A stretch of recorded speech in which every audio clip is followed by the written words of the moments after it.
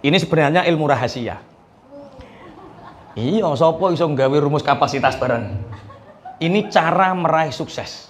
Kalau kebaikan Anda gantungkan dengan menang kalah sithik akeh, Anda tidak akan pernah bahagia. Karena kebahagiaan itu bersumber dari kebaikan. Berusahalah menjadi orang baik, selalu berbuat kebaikan, Allah akan mendatangkan kebahagiaan. Wong sumpek itu karena apa? Tidak rela melepas. Sumpek. Tidak rela berbagi. Sumpek. Ini rumus capacity. Ini sebenarnya ilmu rahasia. Iya, sapa iso nggawe rumus kapasitas bareng. Ini cara meraih sukses. 3 dimensi manusia. Ada orang kerja itu dengan raganya. Makanya ada satu ilmu namanya eksekusi mastery untuk menguatkan raga. Raga ini pangapunten, secara fisik dia sehat, disiplin, kerjanya kerja keras, leadershipnya bagus. Orang kalau ingin sukses, dia harus banyak bekerja keras. Tapi di dunia ini banyak orang yang bekerja keras, tapi belum juga sukses.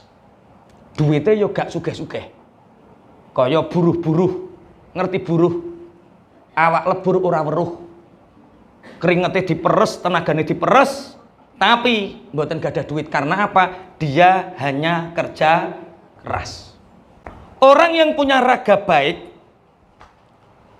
actionnya baik, disiplinnya baik, kerja keras, dia punya 2 hal. Kalau enggak bahagia, yang menderita. Kenapa? Karena dia hanya kerja keras. Nanti diterangkan keseluruhan ini. L itu singkatan lebar. Raganya dilebarkan. Artinya raganya siap secara fisik. Kulo diundang teng pundi mawon, sering dibodoni panitia. Undangan jam 9, saya pasti datang setengah 9. Karena apa? Naik saya katanya jam 9. Saya datangnya setengah 9. Tapi karo panitia dibodoni, naiknya jam 10. Bagi saya, raga, fisik saya, untuk menunjang kesuksesan saya, orang harus punya disiplin tinggi. Wong kok lemot, alay, baperan, untuk sukses sulit. Wong kok nguruti perasaan. Makanya salah satu kunci sukses itu di antara 3 hal ini ada 1, jangan baperan.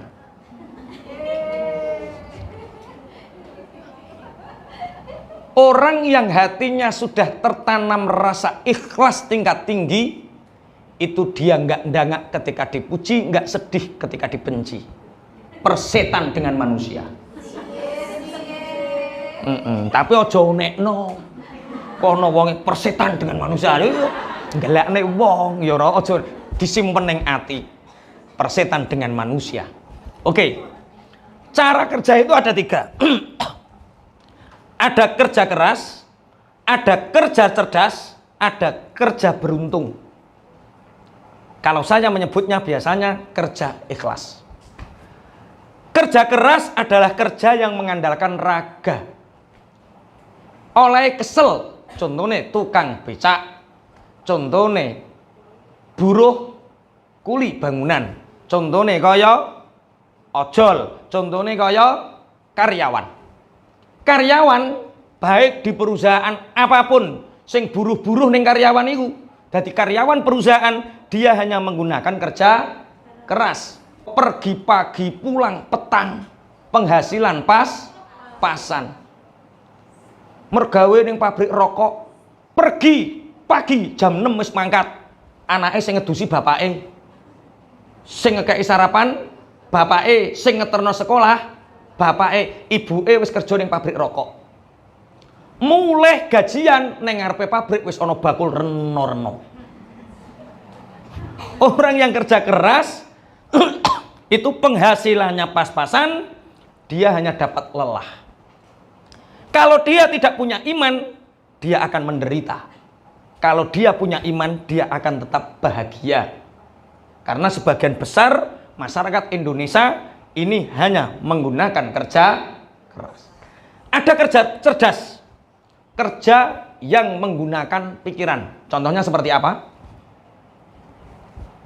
Guru ki kerja keras atau kerja cerdas? Modelin jaluk gabungan dok deh. Dikongkon kene moh, dikongkon kono moh. Gabungan, yo kerja cerdas, yo kerja keras. Direktur perusahaan. Dia hanya mikir, piye carane perusahaannya gede. Di kantor yang nyaman, nggak usah keliling-keliling. Yang keliling-keliling itu supervisor. Manajer perusahaan, dia hanya mikir, tapi gajinya paling tinggi. Sing usung-usung karton, sing usung-usung barang, kerjanya gajinya rendah. Tapi sing mikir tenguk-tenguk manajer, tanda tangan, dipelajari, gajinya paling tinggi. Ini namanya kerja cerdas. Contohnya seperti manajer perusahaan. Yang ketiga, ada orang kerja ikhlas atau kerja beruntung. Yaitu apa? Orang yang hubungannya baik dengan Allah, mempertajam sinyal. Siapa mereka? Para kiai, para ulama, para profesor. Kemarin saya ngobrol sama Profesor Resi. Profesor Resi itu 4 kali periode atau 2 kali presiden. Beliau selalu menjadi calon menteri terkuat, menteri pertanian, karena profesor pertanian. Tapi beliau tidak mau, dia hanya ingin khidmah. Kemarin saya ngobrol, Prof, Anda tidak menjadi guru besar, sudah lelah Ustadz. Anda sekarang hanya khidmah di beberapa pondok pesantren, betul. Terus dapat uangnya dari mana? Dia bingung, nek jawab sederhana. Orang yang berilmu itu dimuliakan Allah. Karena hubungannya dengan Allah baik, ilmunya banyak, dijamin sama Allah. Nah caranya gimana Prof? Saya kasih contoh Ustaz. Saya itu nggak pernah nanam duren. Tapi saya setiap bulan panen duren. Lah bagaimana caranya Prof? Saya mengumpulkan database siapa orang yang punya kebun duren seluruh Indonesia. Luasnya seberapa, pemiliknya siapa, tak kumpulkan databasenya.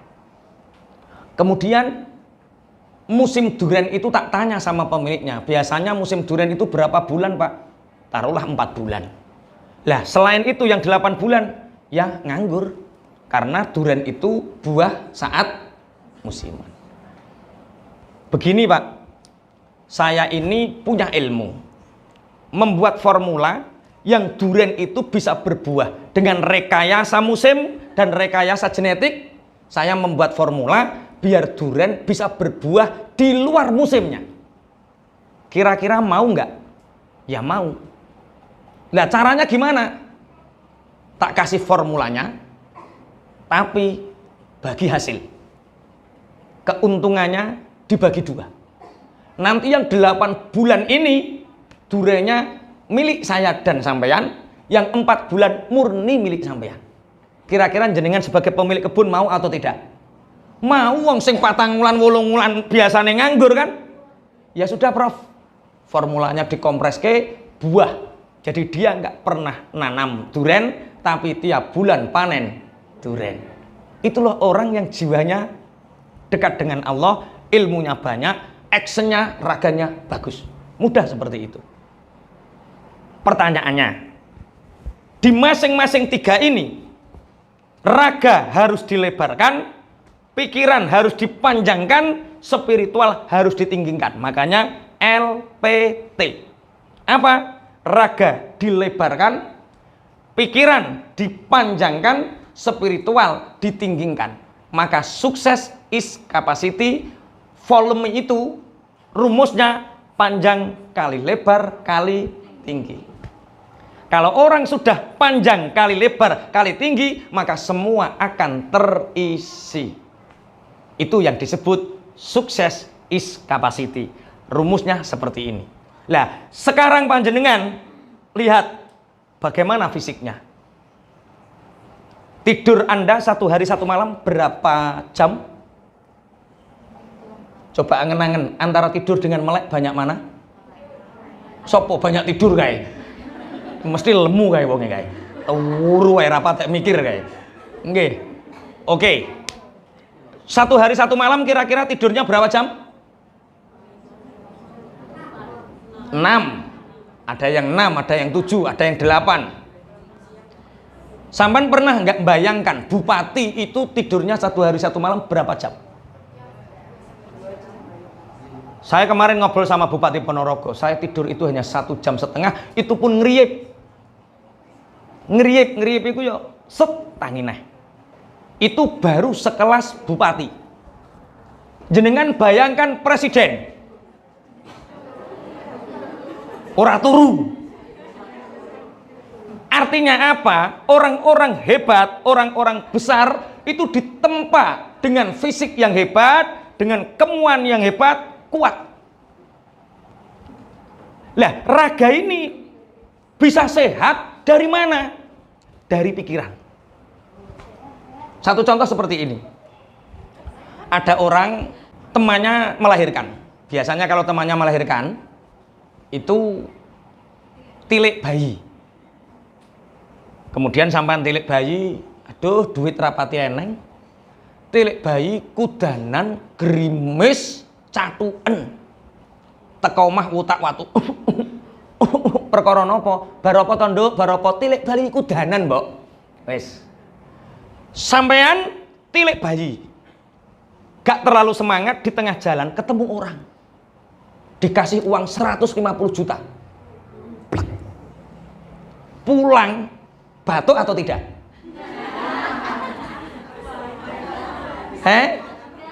Kira-kira teko omah strong apa nglentuk? Strong. Karena apa? Raga ini dibentuk oleh pikiran. Kok ono sing nglentak-nglentuk, kuwi mbah mikir apa? Kok ono wong semangat, pikirannya sehat. Satu contoh lagi tentang raga yang kuat ditempa oleh pikiran yang sehat atau pikiran yang aktif atau pikiran yang bahagia. Wis sampeyan nek maknani piye-piye lah. Sama seperti itu. Mau ke Surabaya, silaturahim, dan Anda mendengar Pak D ada yang ada di Surabaya itu meninggal dan dia tidak punya anak. Istrinya juga sudah meninggal, satu-satunya keponakan yang berhak mendapatkan warisan adalah jenengan. Kira-kira diundang jam 10 sampai Surabaya, berangkat dari rumah jenengan jam berapa? Oh, jam 3 malam. Pikirannya ini menemui pengacara, kemudian notaris, tanda tangan, pulang kaya. Dengan Anda disuruh ke Surabaya, dapat telepon. Bu, iya. Ibu punya anak namanya David, iya. Anu ibu, anak Anda sekarang kuliah di Surabaya. Betul, sekarang ditahan Polda, Bu. Lah kenapa? Anak Anda ikut judi online. Sekarang tertangkap, tolong temui kami di Polda. Jam 10 pagi. Kira-kira sampean berangkatnya sambil apa? Naik bis saja. Ora iso turu, tak jamin. Ditakoki pinggire teng pundi, Bu? Surabaya. Karena pikiran yang baik akan melahirkan fisik yang baik. Ada satu kisah, ini diterangkan di kitab Uqudul Jan. Kisah ini adalah istri yang baik akan melahirkan keturunan yang baik, akan menjadikan keluarga baik, dan suami juga akan menjadi suami yang baik. Ada seorang suami itu nikah sama anak sepupu. Anak sepupu itu corongono anak emin sanan. Jadi nikah karo anak emin sanan. Minduan. Karena masih anaknya sepupu dan hanya anak satu-satunya gadis ini, calon suami bersumpah sama calon istrinya, Dik, karena engkau anak tunggal, anak paman saya, maka saya bersumpah demi Allah, ketika engkau mau menikah denganku, aku tidak akan menikah dengan orang lain selamanya. Kira-kira setuju atau tidak ini? Setuju. Hartamu tidak akan pernah aku gunakan untuk selain kebutuhanmu. Wis sing wedok, oke mas, menikah. Anak ini solihah, suaminya soleh, yang diajarkan dalam kehidupan ini selalu kebahagiaan dan kebaikan. Suatu saat suaminya ini jaga toko besar, istrinya tidak ada. Datang seorang perempuan yang mengidamkan imam yang baik, yang soleh. Mas, apa mbak? Saya melihat mas itu kok seneng ya, keluarganya adem ayem. Lah gimana mbak? Tolong mas nikahi aku kalau mas mau. Saya ingin punya suami seperti mas. Apa jawabnya mbak? Maaf, aku telah bersumpah kepada istriku untuk tidak menikah lagi. Mas, Allah memberi pelajaran kepada kita, wa kafaratu aimanikum fasyamu thalathati ayyam. Kalau kamu ingin melanggar sumpah, cukup puasa 3 hari saja. 3 hari mas, puasa nikahi saya. Mbak, saya sudah berjanji untuk tidak menggunakan harta istriku untuk kehidupan selain kehidupannya. Mas, aku tidak butuh nafkah zahir. Aku sudah punya harta yang banyak. Aku hanya ingin taat sama Allah dan Rasulnya, dan ingin punya imam yang soleh seperti jenengan. Cukup kasih nafkah batin saja. Cara bojomu kira-kira klepek-klepek tora kira-kira. Saya sudah punya tawaran seperti ini 3 kali, tapi masih saja gagal. Mas, apa dek? Apa mbak?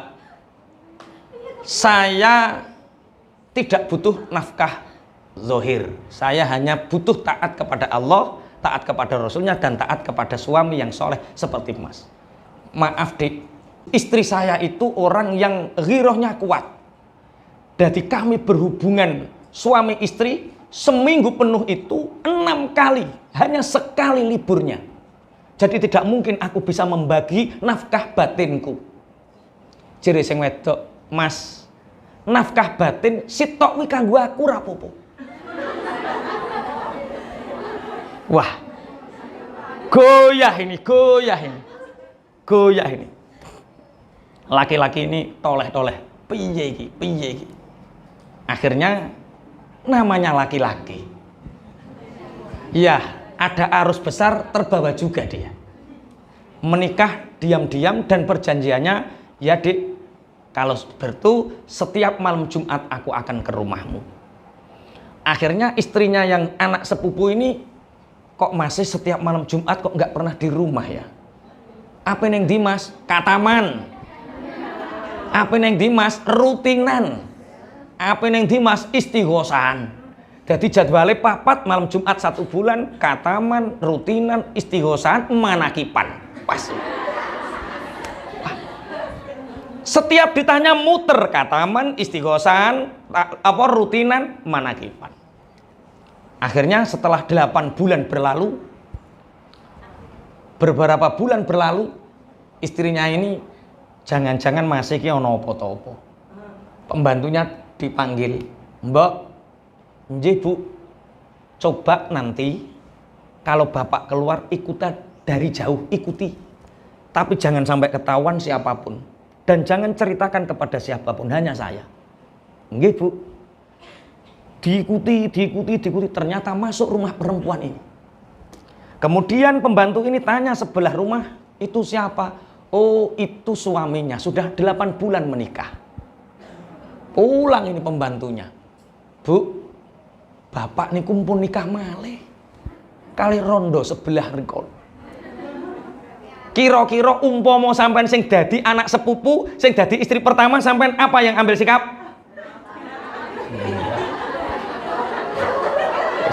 Labrak. Wong wis bar ngaji purpose of life kok labrak. Apa kata anak sepupunya ini? Mbok, iya Bu, tolong ini jangan tahu siapapun. Biar hanya ini rahasia saya, rahasia mbok, dan rahasia suami saya. Kenapa ibu tidak marah-marah? Biarlah istri yang bisa menutupi keburukan, yang bisa menampakkan kebaikan suaminya, itu adalah istri solihah. Aku tidak ingin menjadi istri yang durhaka, Mbok. Ya Allah, ya Allah.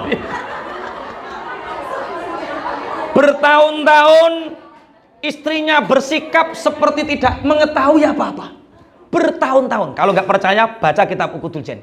Bertahun-tahun suaminya nggak tahu kalau istrinya tahu, hanya untuk menjaga kebaikannya. Suatu saat suaminya meninggal.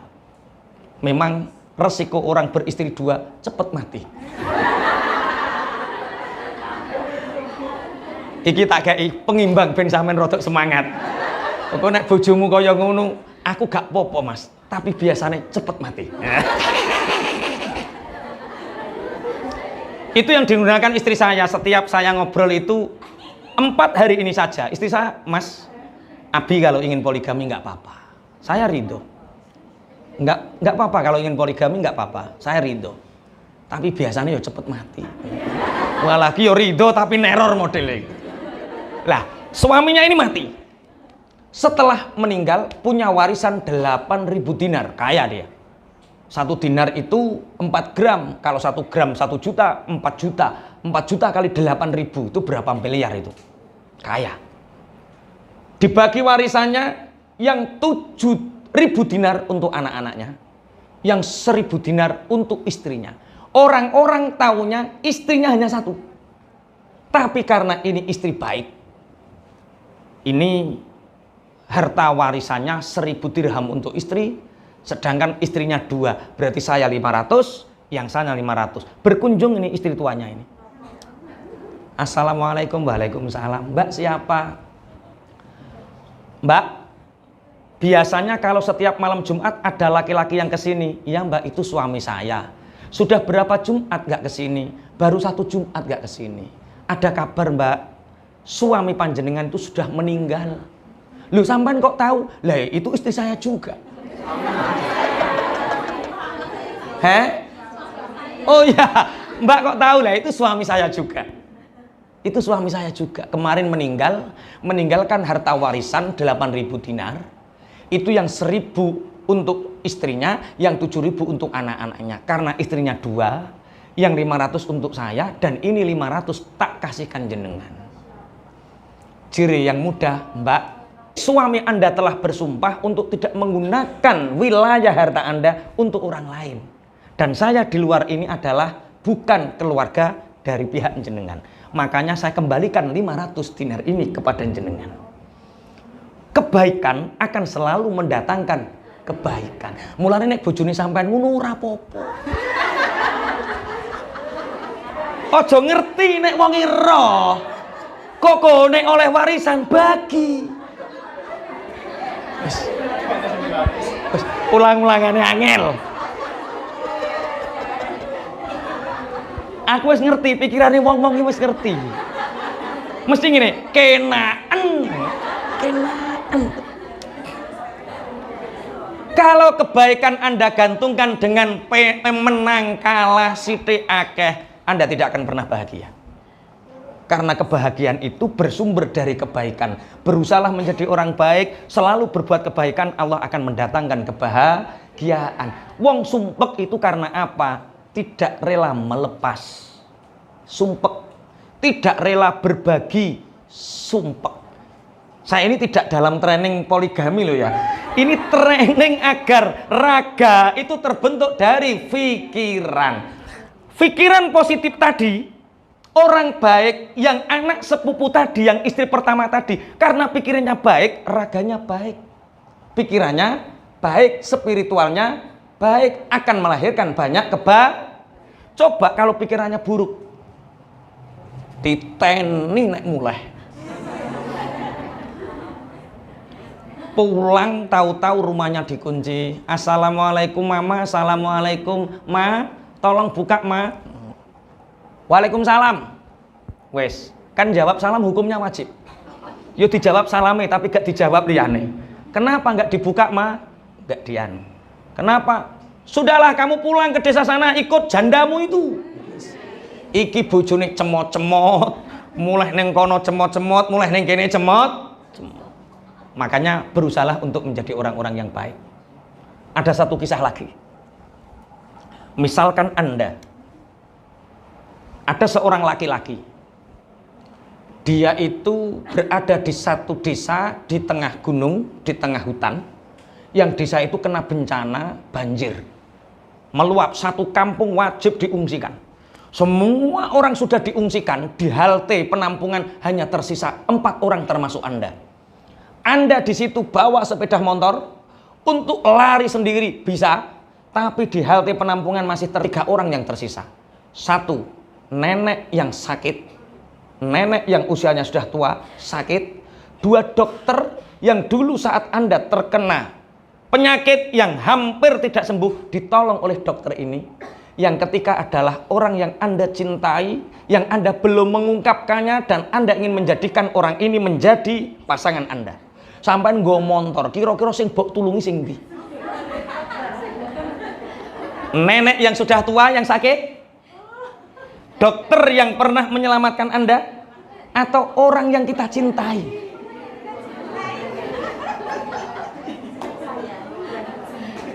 Piye kok menengahi? Mau nenong nenek yang sakit tua, lah yo tak tolong gopong dilongkas mati. Ben mati ning kene lah. Mau menolong, ini dokter, dulu saya hampir mati, ditolong dokter. Kapan saya balas jasanya kalau nggak sekarang? Tapi ini ada orang yang aku cintai, yang kalau dia tidak selamat, aku pun bisa tidak selamat. Terus apa yang Anda lakukan? Kalau saya ngasih kunci ini kepada dokter. Dok, selamatkan nenek tua ini, cepat bawa ke penampungan selanjutnya. Lanjenengan, biar saya bersama mbaknya ini menunggu pertolongan berikutnya.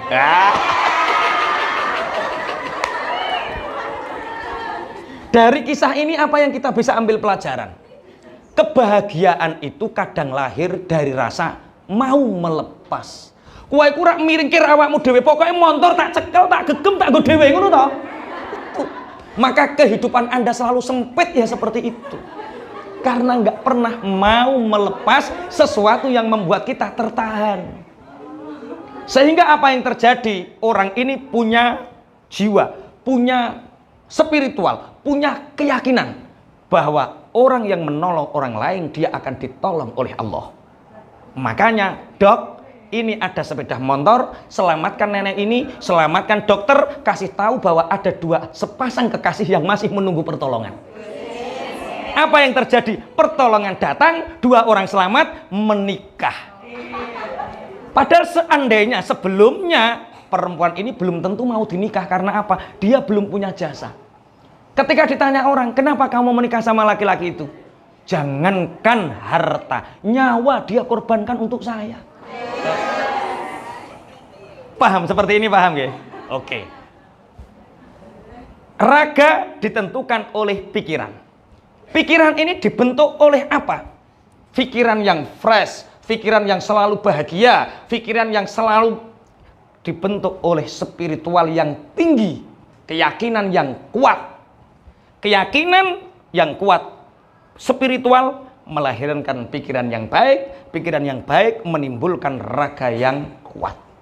Dari sini mungkin ada pertanyaan 1-2 sebelum kita lanjutkan. Tipsnya untuk mudah melepaskan itu gimana, Ustaz? Kadang itu berat untuk melepaskan. Hewan, cara tips, ada tipsnya nggak? Kemarin itu ada Bu Ifah, orang datang ke pondok, usianya 36 tahun, seorang perempuan. Anaknya 2, yang satu kelas 3 SMP.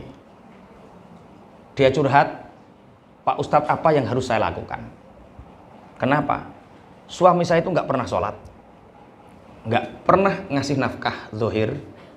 Pokoknya mulai gawe anak metuneh, ngomong terus. Dia pergaulannya ya nggak benar. Akhir-akhir ini saya sering ningali ceramah jenengan tentang keluarga samawa. Saya lihat ya channel YouTube jenengan, di situ ada channel samawa, khusus samawa. menerangkan tentang keluarga. Terus keluarga saya ini mau dibawa kemana? Kalau cerai, anakku wis SMP kelas 3. Nek gak cerai, apakah kehidupan akan selalu seperti ini? Makanya, Mbak, dik biyen zaman urung duwe anak sing mbok pikir apa, bojo ra salat senengane judi. Mulai gawe anak metu neh, ngopi neh, mulai ora pernah kei nafkah. Maksudnya keputusan diambil saat itu. Tapi ini qadarullah, ini sudah dikehendaki oleh Allah. Syarat mutlak kalau ingin bahagia, jangan takut untuk melepas. Bagaimana dengan anak-anak kita? Itu adalah keputusan. Anak-anak yang dididik oleh orang yang nggak benar, maka akan melahirkan generasi yang tidak benar. Allah nanti ngirim yang lebih baik. Mungkin yang mendidik anak panjenengan, mungkin atau siapa saja. Maka tanggungan Anda itu sebenarnya tidak di dunia, di akhirat. Di akhirat. Kalau jenengan bayangke sekarang saja, suami yang seperti itu tanggungan akhiratnya akan berat. Hubungannya dengan kita. Di dunia saja sudah beratnya setengah mati, apalagi besok di akhirat. Sudahlah, Allah sudah ngatur hal-hal yang sifatnya prinsipil. Makanya kalau anak ingin menderita sampai mati, monggo. 2 derita dunia, derita akhirat. Mungkin kita malu dengan keluarga, kita malu dengan tetangga, itu nggak lama, 1 sampai 5 bulan kita menanggung beban. Wong wedok kok njaluk pegat. Tapi satu sisi dengan melepas ini, Anda bisa bebas, Anda bisa membentuk hidup yang lebih baru. Menikah itu urusan Anda, tidak menikah pun urusan Anda. Tapi Anda berani mengambil keputusan, berani melepas sesuatu yang tidak baik. Nah, kadang-kadang ono wong sing penting tak lakoni sampai mati lah.